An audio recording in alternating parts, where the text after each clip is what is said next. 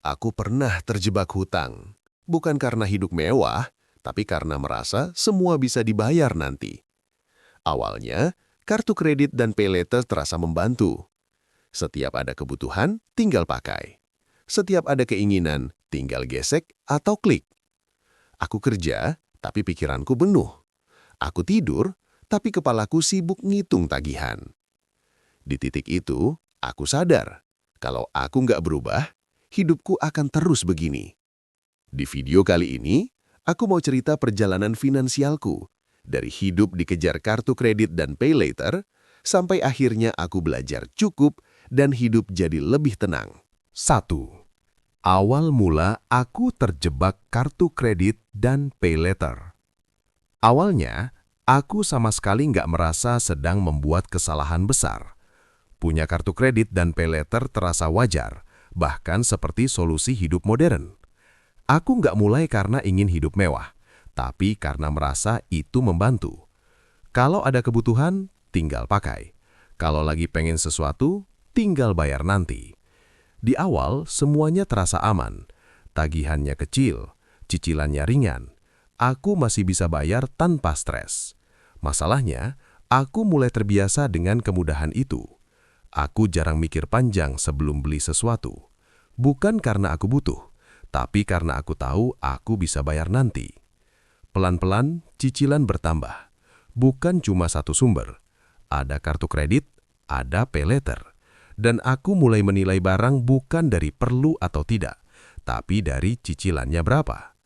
Sampai akhirnya gajian mulai terasa aneh. Gajian masuk, tapi cepat habis.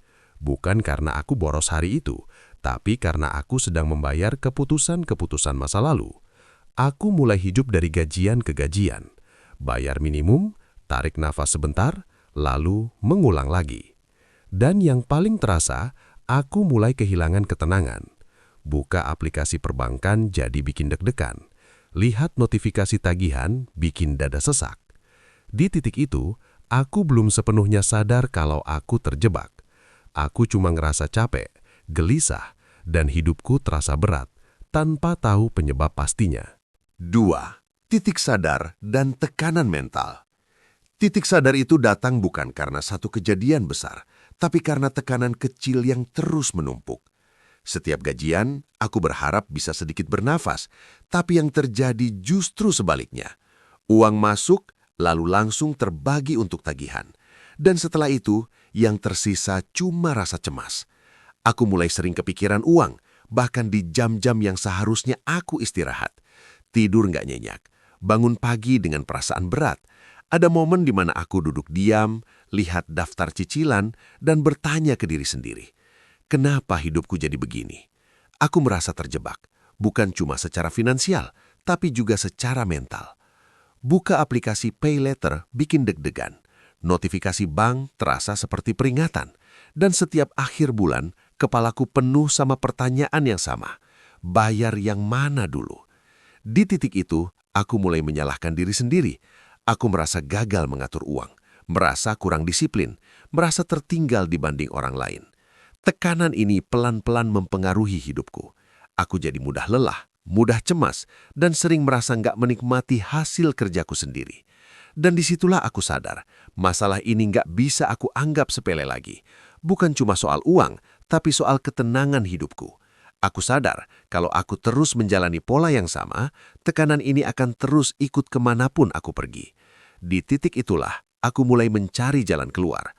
Bukan solusi instan, tapi cara agar aku bisa kembali bernafas dan mengambil kendali atas hidupku sendiri. 3. Ketemu konten finansial. Titik balik perubahan. Di tengah kondisi yang penuh tekanan itu, aku tanpa sengaja ketemu konten finansial. Bukan konten yang pamer kekayaan, bukan juga yang janji cepat kaya, tapi konten yang membahas hal-hal sederhana tentang berhemat, hidup sesuai kemampuan, dan berhenti mengejar gengsi. Awalnya aku cuma nonton sambil lalu, tapi semakin aku dengar, rasanya seperti lagi dengar ceritaku sendiri. Ada satu pesan yang nempel di kepalaku. Masalah keuangan seringkali bukan soal penghasilan, tapi soal kebiasaan. Kalimat itu bikin aku berhenti sejenak. Aku mulai sadar, selama ini aku terlalu fokus cari cara bayar utang, tapi lupa mengubah cara hidupku. Dari situ, aku mulai pelan-pelan belajar. Nonton lebih banyak, baca lebih dalam. Bukan untuk jadi ahli keuangan, tapi supaya aku ngerti apa yang sebenarnya terjadi dengan uangku sendiri. Di titik itu, aku belum langsung berubah total. Tapi untuk pertama kalinya, aku merasa punya harapan dan arah yang jelas untuk keluar dari masalah ini. 4. Proses perubahan, berhemat, dan mengubah kebiasaan. Setelah aku mulai paham di mana letak kesalahanku, aku sadar satu hal penting. Perubahan ini nggak bisa instan. Aku nggak langsung jadi rapi soal uang. Yang pertama aku lakukan justru menahan diri untuk berhenti menambah hutang.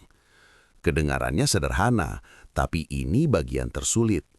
Karena aku harus melawan kebiasaan lama yang selalu mencari jalan pintas. Pelan-pelan, aku mulai berhemat. Bukan dengan menyiksa diri, tapi dengan belajar memilih. Setiap mau beli sesuatu, aku berhenti sejenak dan bertanya, ini benar-benar aku butuhkan atau cuma keinginan sesaat? Aku mulai membedakan mana kebutuhan, mana keinginan, dan mana gengsi. Aku juga mulai mencatat pengeluaran. Awalnya terasa ribet, tapi dari situ aku baru sadar kemana uangku selama ini pergi. Dari sana, aku fokus ke satu tujuan, membereskan yang lama satu persatu. Aku mbak memaksakan diri melunasi semuanya sekaligus. Aku cuma berkomitmen buat konsisten. Setiap cicilan yang lunas, meskipun kecil, memberi rasa lega yang besar. Di proses ini, aku juga belajar menurunkan ego. Aku berhenti membandingkan hidupku dengan orang lain. Berhenti ikut gaya hidup yang sebenarnya nggak sanggup aku jalani. Aku mulai memilih hidup yang lebih sederhana. Bukan karena nggak mampu, tapi karena aku ingin hidup yang lebih tenang. Perubahan ini nggak selalu mulus. Ada hari di mana aku tergoda, ada momen di mana aku capek. Tapi bedanya sekarang aku sadar. Dan kesadaran itu yang membuatku terus melangkah, pelan tapi pasti. 5. Hidup minimalis dan ketenangan sekarang. Sekarang, hidupku jauh lebih sederhana, bukan karena aku kehilangan kemampuan, tapi karena aku menemukan ketenangan. Aku sudah tidak lagi hidup untuk mengejar pengakuan. Aku berhenti membeli sesuatu hanya agar terlihat mampu. Aku memilih membeli hal yang benar-benar aku butuhkan.